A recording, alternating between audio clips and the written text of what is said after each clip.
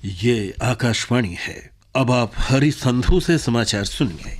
केंद्रीय मंत्रिपरिषद में भारी फेरबदल करते हुए प्रधानमंत्री मनमोहन सिंह ने आज 15 नए मंत्रियों को शामिल किया। 7 राज्य मंत्रियों का दर्जा बढ़ाकर इन्हें कैबिनेट मंत्री बनाया गया। अनेक मंत्रियों के विभागों में परिवर्तन किया गया है। राष्ट्रपति प्रणब मुखर्जी ने आज 22 मंत्रियों को पद और गोपनीयता की शपथ दिलाई। मंत्रिपरिषद में शामिल 7 मंत्री कैबिनेट स्तर के हैं, 2 स्वतंत्र प्रभाव वाले राज्य मंत्री हैं और 13 राज्य मंत्री हैं। मंत्रिपरिषद में शामिल किए गए 15 नए सदस्यों में चंद्रेश कुमारी कटोच को कैबिनेट स्तर के साथ संस्कृति विभाग सौंपा गया है। कांग्रेस प्रवक्ता मनीष तिवारी को स्वतंत्र प्रभार के साथ राज्य मंत्री बनाकर सूचना और प्रसारण मंत्रालय सौंपा गया है। डॉक्टर के चिरंजीवी को स्वतंत्र प्रभार के साथ पर्यटन राज्य मंत्री बनाया गया है। के सुरेश को श्रम और रोजगार मंत्रालय तथा तारिक अनवर को कृषि और खाद्य प्रसंस्करण मंत्रालय में राज्य मंत्री बनाया गया है। के सूर्य प्रकाश रेड्डी और अधीर रंजन चौधरी को रेल मंत्रालय में राज्य मंत्री नियुक्त किया गया है। श्रीमती रानी नारा को जनजातीय मामलों, एएच खान चौधरी को स्वास्थ्य तथा परिवार कल्याण, एस सत्यनारायण को परिवहन और राजमार्ग, निनोंग एरिंग को अल्पसंख्यक मामलों, श्रीमती दीपा दास मुंशी को शहरी विकास, पी बलराम नाइक को सामाजिक न्याय और अधिकारिता, श्रीमती कृपा रानी किल्ली को संचार और सूचना प्रौद्योगिकी तथा लालचंद कटारिया को रक्षा मंत्रालय में राज्य मंत्री बनाया गया है।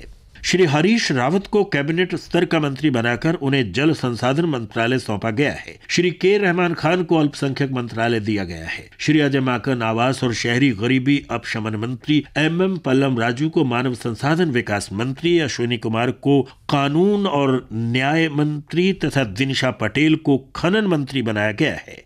विभागों के पुनर्वितरण में श्री सलमान खुर्शीद को विदेश मंत्रालय का भार सौंपा गया है। श्री वीरप्पा मोइली को पेट्रोलियम मंत्री बनाया गया है।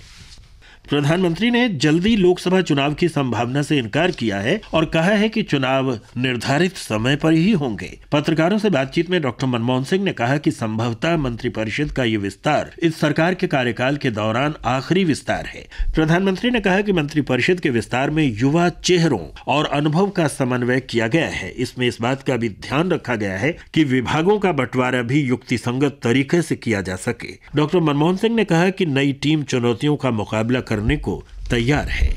हिमाचल प्रदेश में विधानसभा चुनाव के लिए कांग्रेस और भारतीय जनता पार्टी जोर शोर से प्रचार में जुटे हैं और मतदाताओं को लुभाने की कोशिश कर रहे हैं। भारतीय जनता पार्टी से अलग होकर बनी हिमाचल लोकहित पार्टी, बहुजन समाज पार्टी, मार्क्सवादी कम्युनिस्ट पार्टी और कुछ अन्य दलों के उम्मीदवार भी चुनाव मैदान में हैं। राज्य में अगले महीने की 4 तारीख को विधानसभा चुनाव के लिए वोट डाले जाएंगे। गुजरात में निर्वाचन आयोग द्वारा आदर्श आचार संहिता को कड़ाई से लागू किए जाने की वजह से प्रचार में तेजी नहीं आई है। गुजरात विधानसभा चुनाव के लिए 13 और 17 दिसंबर को 2 चरणों में मतदान होगा।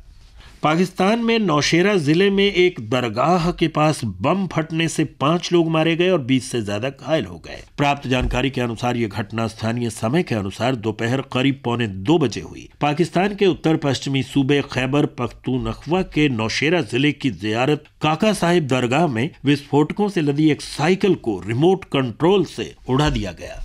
इराक में कल के विस्फोटों और गोलीबारी की घटनाओं में मरने वालों की संख्या 40 हो गई है। अनेक लोग घायल भी हुए हैं। घायलों में से कुछ की हालत गंभीर है, इसलिए मरने वालों की संख्या भी बढ़ सकती है। गृह मंत्रालय ने कहा है कि खास तौर पर शिया बहुल इलाकों को निशाना बनाया गया।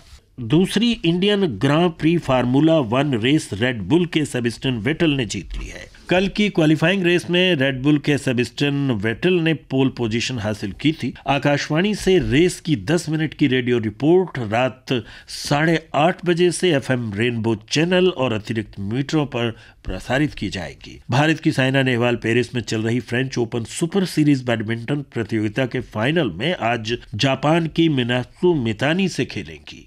इसके साथ ही ये समाचार बुलेटिन समाप्त हुआ।